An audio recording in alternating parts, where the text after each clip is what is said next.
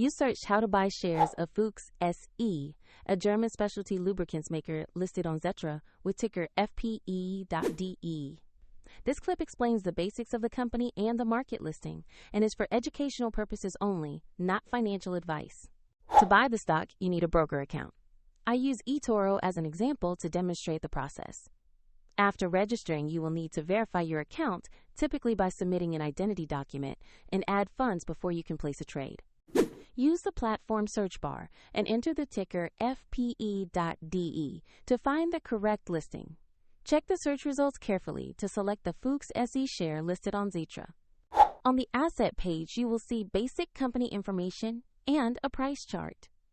Confirm the company name and the ticker to ensure you have the correct Fuchs SE stock. Click Invest or Buy. Enter the amount you want to spend, then review and confirm the order.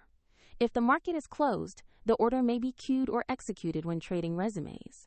And if you lack sufficient funds, the platform will prompt you to add money before confirming. Once executed, your position will appear in your portfolio where you can monitor it. For convenience, the demo broker link is in the description below.